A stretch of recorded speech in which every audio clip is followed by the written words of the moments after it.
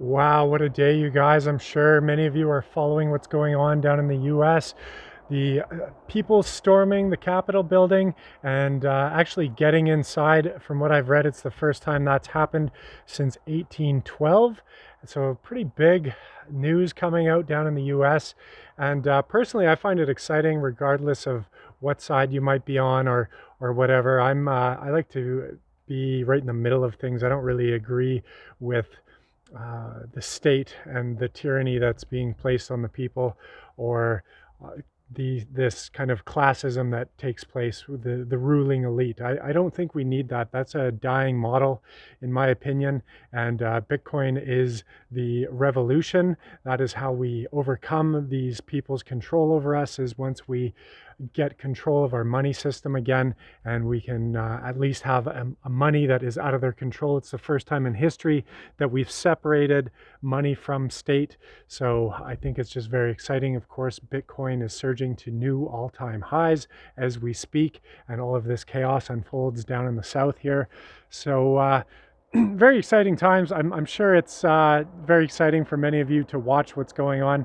Maybe some of you don't like it. It makes you scared or whatever. But I always find it fascinating when the people really rise up to whatever their beliefs are, regardless if I'm in favor of what they're gathering and protesting about or not. I just always like that. Of course, I don't think it's good to resort to violence and vandalism and that. But for a large part, it looks quite peaceful. The people, they broke a few windows. Whether or not those were actually mega supporters, we won't know. They could have been provocateurs. But regardless, it looked quite peaceful. All in all, the footage that was coming out down there, a lot of it really looked set up, in my opinion. There was also some footage of the police actually opening up the barricades, and there was footage of a fellow waving in the protesters. So I think a lot of it was set up. If they wanted to, they knew this protest was coming. They easily could have had police in riot gear prepared for this, but they didn't. They had cops in bicycle helmets in a lot of the footage. So really, I think that they wanted this for whatever reason. Who knows what kind of mind control or narrative they're trying to push, but we'll have to see how it all unfolds. The only thing I know is that it really looks like the state and the deep state, the cabal, and all of these people that rule over us, they're really losing their power. Uh,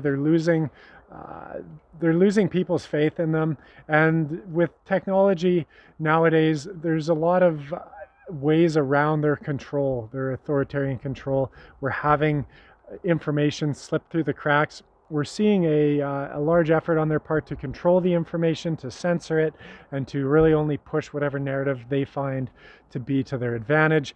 But we are finding technology is finding a way around this. So pretty exciting times. It's all interesting to watch, in my opinion. So we'll have to see how it all unfolds. I'm certainly glad that I'm holding Bitcoin and precious metals. I do not believe in the state at all. I don't believe the way forward is through more control and plunder and theft of our resources.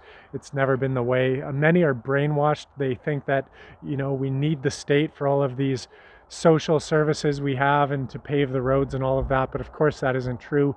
We can fund all of that privately if we want.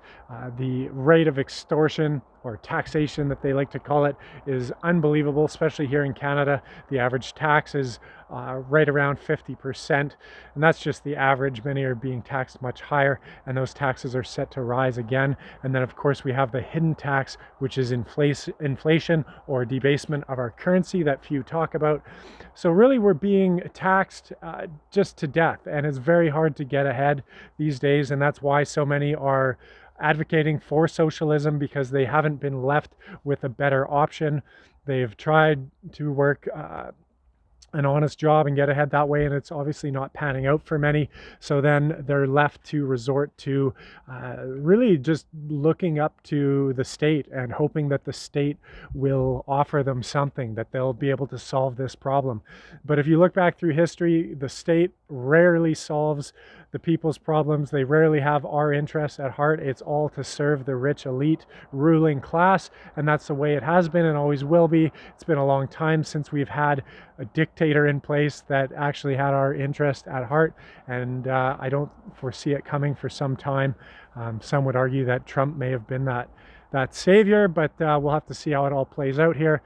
And then in the long run, I don't want to kind of put my hope in the hands of these people. I really think the best way forward is for us to take care of ourselves, to do our best to build our wealth so that we have resources to put gardens in, to build communities, strong communities, to trade freely amongst ourselves, to localize our food production and our trade and all of that, so we're less reliant on other countries like China. We're less reliant on the governments for handouts, because if we start relying on the governments for universal basic income and all of that, then we're really at the mercy of the value of the currencies and how much they're giving us and all of that. And sure, in the start it might seem like a decent deal, but then at any point they can change the amount they're giving us, they can change the value of that currency. So really we're at the mercy of their policies and their decisions, which isn't a very anti-fragile place to be. You want to create resilience in your own life if you really want to prosper and to take care of your family, and the way to do that is to build capital. And of course there are the 7 or 8 forms of capital. There's not just financial capital, but there's social capital and spiritual capital, all kinds of other capitals. I could do a video on that at some point, but it is important that we really look to grow our capital in all different forms so that we can be resilient and to really strengthen our networks amongst friends and family and communities, so that we can really do our best to prosper during these trying times ahead, as these corrupt governments really seem to be failing and crumbling right before our very eyes. So I think as this happens, we'll see more and more effort on their part to retain the power and control and manipulation that they've had over us. And so we'll probably see things get worse before they get better. But it's really up to us to rebuild the future that we want to see, and to put our money where our mouth is, and to invest in the future we want to see. And so I think bringing it back to local food production and to sovereign money, debt-free money and hard money that can't be counterfeit by corrupt individuals, that is the way forward. That is why I'm invested in precious metals and crypto. I suggest you guys learn more if you don't already know the reasons why you should be invested in these things, and also to stay diversified, because there's no guarantee that crypto is going to survive or that gold and silver are going to flourish. It's highly unlikely that these fiat currencies are going to do well, but again, maybe you want to be diversified and have some cash on the sidelines to pick up some of these assets once the real crash comes into fruition here, if it ever does. But we'll have to see. They're printing money at record rates, and they're pumping the economy full of this phony money, and for now it's been working. Things are staying afloat, so we'll see how it all plays out in the long run.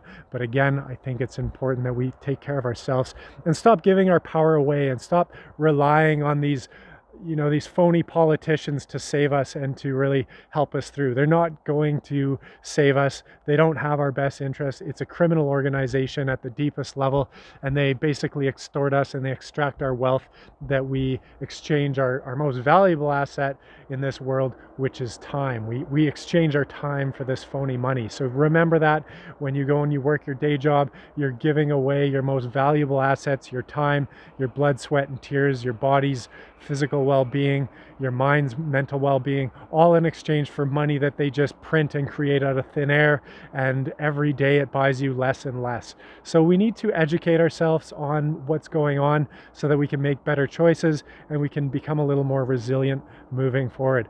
Let me know in the comments down below what you guys think. Please like the video, share it with friends and family, subscribe to the channel, and I will see you in the next video.